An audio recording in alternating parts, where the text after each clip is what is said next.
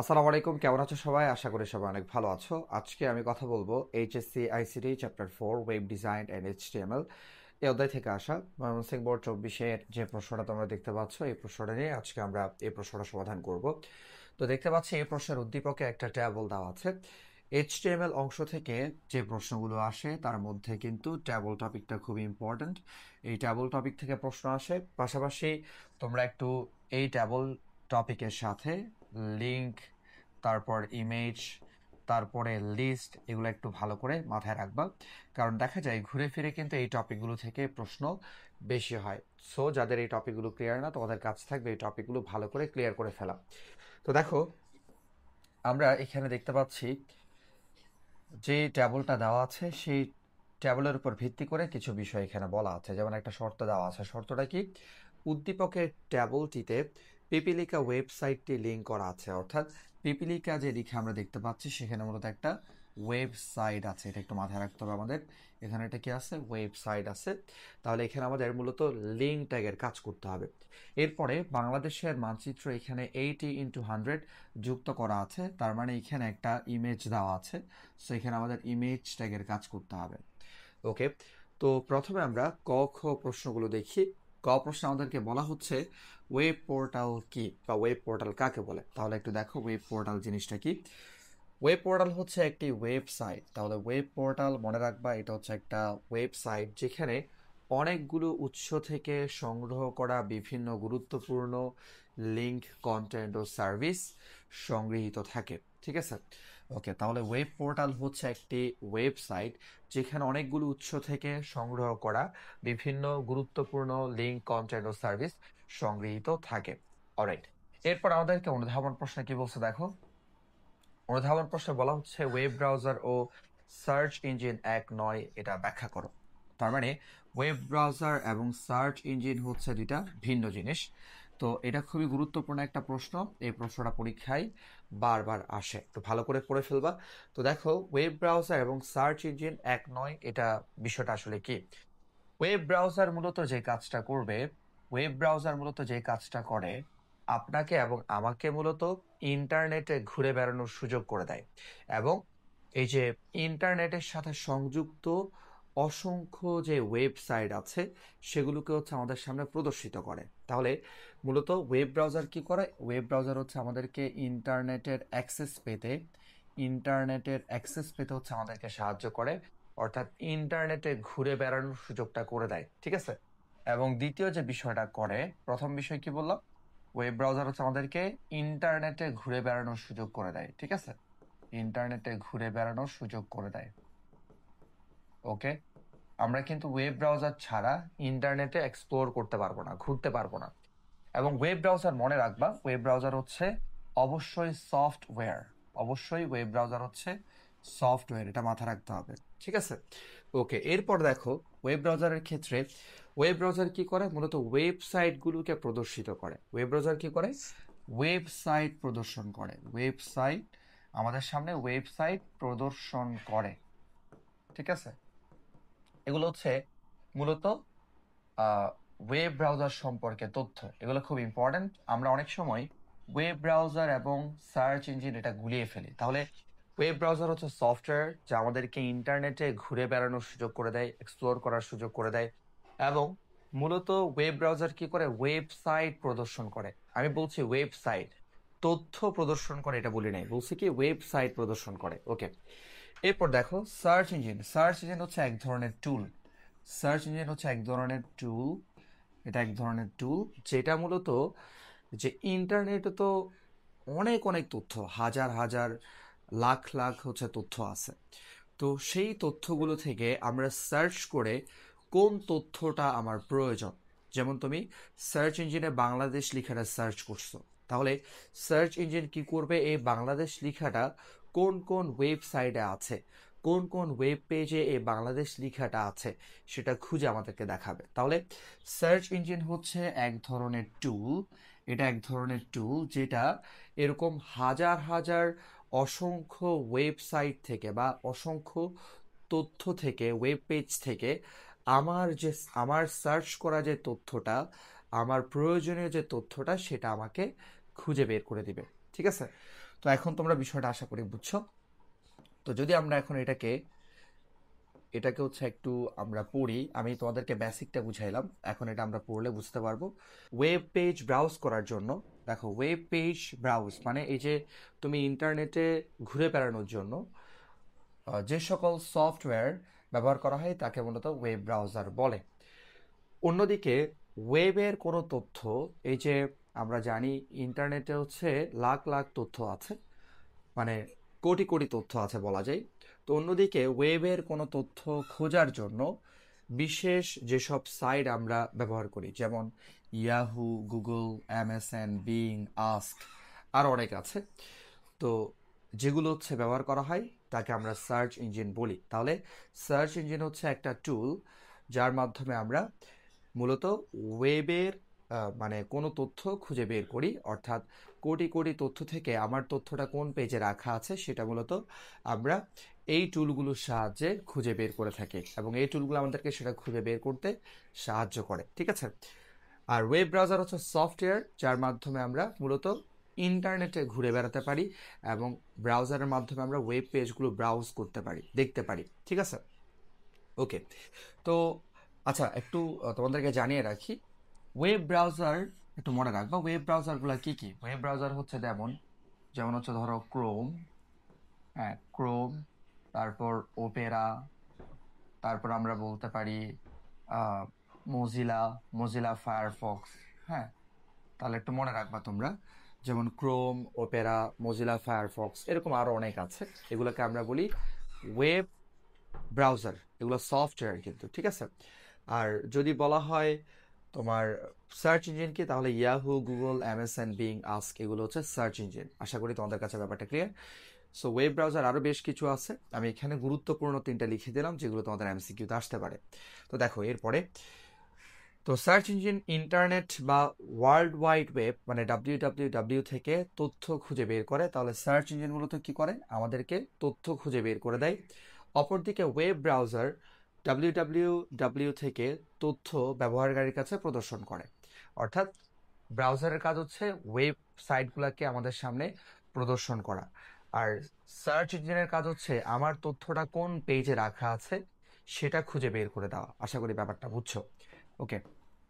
তো এটা নিয়ে তোমরা একটু কনফিউজ থাকো, এই জন্য আমি তোমাদেরকে বিষয়টা বুঝিয়ে দিলাম। আর একটা বিষয় খেয়াল রাখবা, তোমাদের যাদের হচ্ছে জ্ঞানমূলক প্রশ্ন এবং উদ্ভাবন প্রশ্নের সমস্যা হয়, তোমরা যে কাজটা করবা 2-3 বছরে আসা বিভিন্ন বোর্ডের যে প্রশ্নগুলো আছে প্রত্যেকটা অধ্যায়ে, সে প্রশ্নগুলোর ক খ প্রশ্নগুলো ভালো করে পড়ে ফেলবা, তাহলে দেখবা ঘুরে ফিরে ওইগুলোই পরীক্ষায় আসতেছে। ঠিক আছে? ওকে। তো এরপরে আমরা দেখি আমাদেরকে গ প্রশ্নে কি বলছে। গ প্রশ্নে বলা হচ্ছে উদ্দীপকে উল্লেখিত ওয়েব পেজ তৈরি করার জন্য এইচটিএমএল কোড লেখো। তাহলে এই যে এটা একটা ওয়েব পেজ, এটা তৈরি করার জন্য আমাদের কি করতে হবে, এইচটিএমএল কোড লিখতে হবে। একদম সহজ একটা প্রশ্ন, কোড করতে বলছে এক কথায়। তো যেহেতু এটা একটা ট্যাবল, তো আমরা কি করব, শুরুতে আমরা যে কোনো কোড করার ক্ষেত্রে প্রথমে লিখবো ওপেনিং এইচটিএমএল, তারপরে ওপেনিং বডি, ওপেনিং বডি, তারপরে যেহেতু এটা ট্যাবল, সো ট্যাবলের কাজ করার জন্য আমাদের কি করতে হবে, ট্যাবলটা একটা ইউজ করতে হবে, ওপেনিং ট্যাবল। এবং এখানে সবসময় একটা অ্যাট্রিবিউট ইউজ করতে হয়, সেটা হচ্ছে বর্ডার, এবং যার ভ্যালু আমরা 1 দেই। ঠিক আছে? এবং দেখো এই ট্যাবলের যে বর্ডারটা, এই যে বর্ডার যেটা দেখতে পাচ্ছ, এই বর্ডারটা কিন্তু সিঙ্গেল বর্ডার, অর্থাৎ এই বর্ডারের মাঝে কোনো স্পেস নাই। তো এক্ষেত্রে তুমি এখানে সেল স্পেসিং যে অ্যাট্রিবিউটটা আছে সেটা ইউজ করতে পারো, তবে ইউজ না করলে কোনো অসুবিধা হবে না, স্যার কিন্তু নাম্বার দিয়ে দিবে।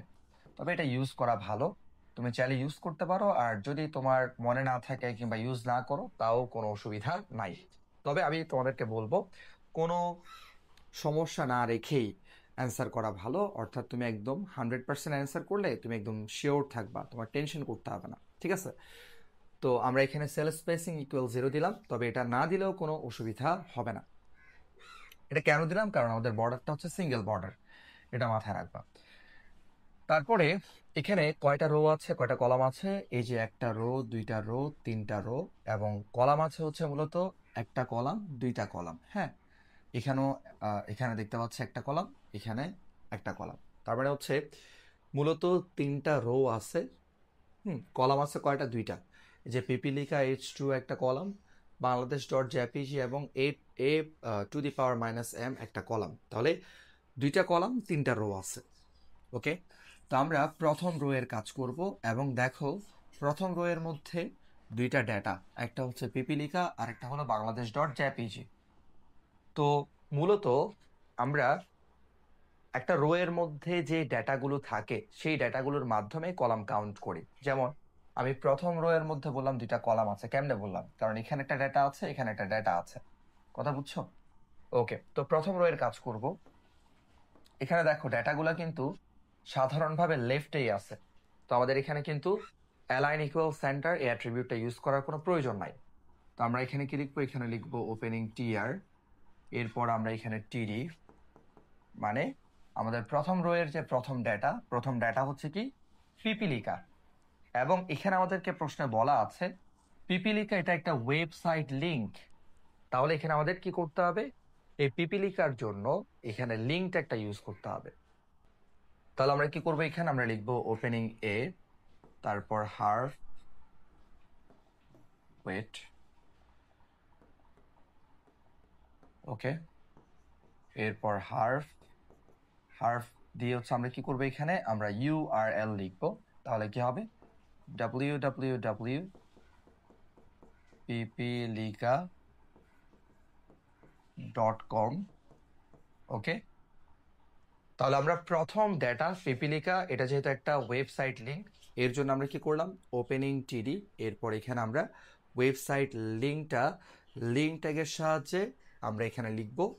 তো আমরা কি করব? এই যে ওপেনিং এর মধ্যে আমরা কি করি? আমরা মূলত লিঙ্কটাকে নিয়ে আসি। হার্ফ অ্যাট্রিবিউটটা ইউজ করে আমরা এখানে লিঙ্কটা লিখব। এই লিঙ্কটাকে আমরা কি বলি? ইউআরএল, অর্থাৎ uniform resource locator, right? Uniform resource locator. তাহলে আশা করি তোমাদের কাছে বিষয়টা ক্লিয়ার। আমরা হার্ভ দিয়ে এখানে মূলত ওয়েবসাইটের লিঙ্কটা সবসময় লিখে দিব। এখন প্রশ্ন হচ্ছে, স্যার আমাদের ওয়েব পেজে যেটা শো করবে, লিঙ্কের জন্য যে লেখাটা শো করবে, যেমন পিপিলিকা হচ্ছে প্রদর্শিত হচ্ছে আমাদের ওয়েব পেজে, তাহলে সেটা আমরা কোথায় লিখবো? সেটা লিখবো আসলে আমরা ওপেনিং এ এবং ক্লোজিং এ এর মাঝখানে। তোমাদেরকে বিষয়টা আমি আরো ক্লিয়ারলি বুঝাই দিব, একটু ওয়েট। পিপিলিকা বিষয়টা হচ্ছে, দেখো তুমি একটু মনে রাখবা, তারপর ক্লোজিং এ, আচ্ছা এটা একটু লিখে ফেলে আগে, তারপরে ক্লোজিং টিডি। দেখো বিষয়টা একটু বুঝায়। ওপেনিং এ এবং ক্লোজিং এ এর মধ্যে আমি পিপিলিকা যেটা লিখছি, সবসময় তুমি ওপেনিং এ এবং ক্লোজিং এর মাঝখানে যে এলিমেন্টটা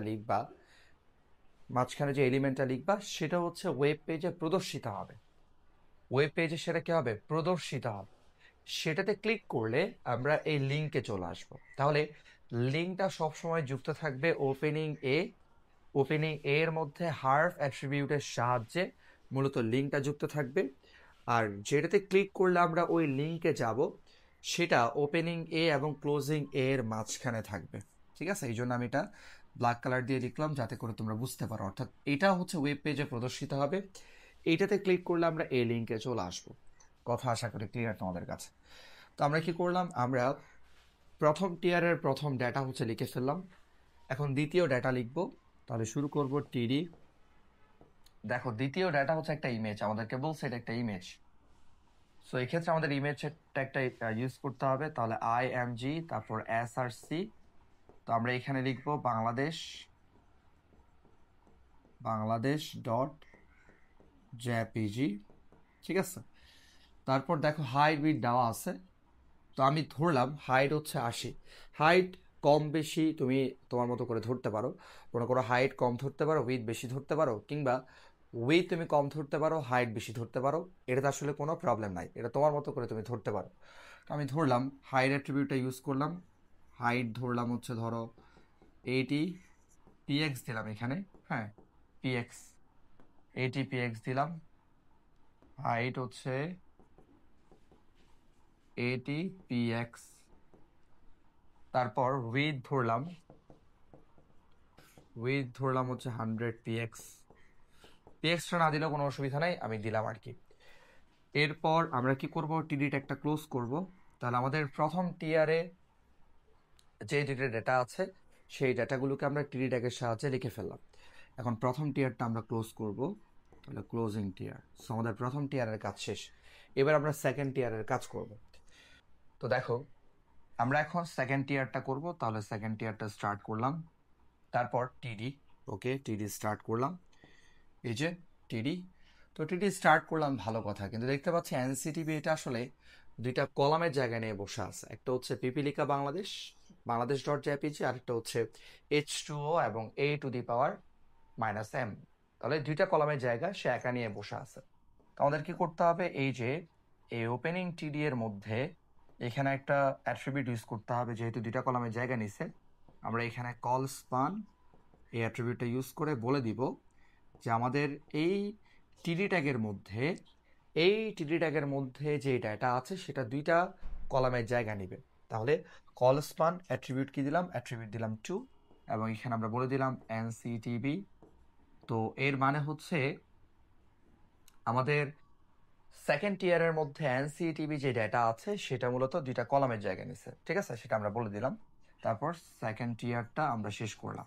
ওকে, সেকেন্ড টিয়ারের কাজ শেষ। এরপর থার্ড টিয়ারের কাজ করব আমরা। সো যদি আমরা থার্ড টিয়ারের কাজ করি, একটু ছোট করি,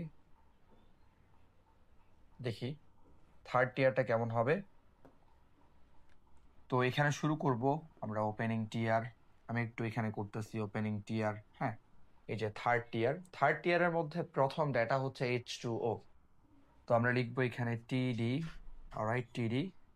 তারপর দেখো আমি কিন্তু এখানে কোনো অ্যালাইন অ্যাট্রিবিউটটা ইউজ করি নাই, কারণ লেখাগুলো বাম দিকে আছে। যদি মাঝখানে থাকতো বা এটা রাইটে থাকলে তখন আমি অ্যালাইন অ্যাট্রিবিউটটা ইউজ করতাম। এরপর দেখো H2O, তাহলে প্রথমে আমরা H লিখবো। 2টা যেহেতু নিচে আছে তাহলে এই ক্ষেত্রে আমাদের এখানে ওই যে সাব স্ক্রিপ্ট একটা ইউজ করতে হবে, সাব। তারপর যেটা নিচে আছে সেটা আমরা ওপেনিং সাব এবং ক্লোজিং সাবের মাঝখানে লিখবো, ঠিক আছে।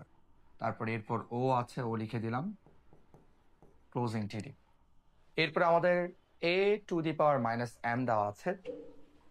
তো আমরা এখানে ওপেনিং টিডি, তারপর এ, যেটা উপরে আছে সেটার জন্য আমাদের সুপটা একটা ইউজ করতে হবে, সুপার স্ক্রিপ্ট যেটা একটা আছে। এরপর আমরা এখানে লিখলাম -M, ক্লোজিং সুপ, তারপর ক্লোজিং টিডি, শেষ। থার্ড টিয়ারের মধ্যে যেই দুইটা ডেটা আছে সেগুলো আমরা লিখে ফেললাম। এখন আমরা থার্ড টিয়ারটা ক্লিয়ার। থার্ড টিয়ারের মধ্যে যেই দুইটা ডেটা আছে সেগুলো আমরা এখন লিখে ফেললাম। তো আমরা এখন কি করব, থার্ড টিয়ারটা ক্লোজ করব, থার্ড টিয়ারটা ক্লোজ। তারপরে আমরা মূলত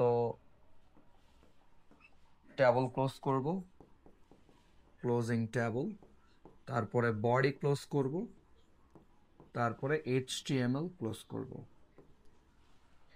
তো আশা করি স্যার তোমাদের কাছে এই যে গ প্রশ্ন যেটা সেটার উত্তরটা ক্লিয়ার। আমরা মূলত কি করলাম, এই ট্যাবলটার জন্য HTML কোড করলাম। সো আশা করি তোমরা সবকিছুই ক্লিয়ারলি বুঝছো।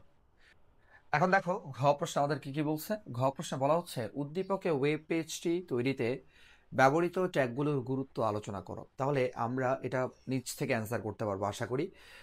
আমাদেরকে ঘ প্রশ্নে বলা হচ্ছে ওয়েব পেজটি তৈরিতে যে ট্যাগগুলো আমরা ব্যবহার করলাম সেগুলো গুরুত্ব কেমন।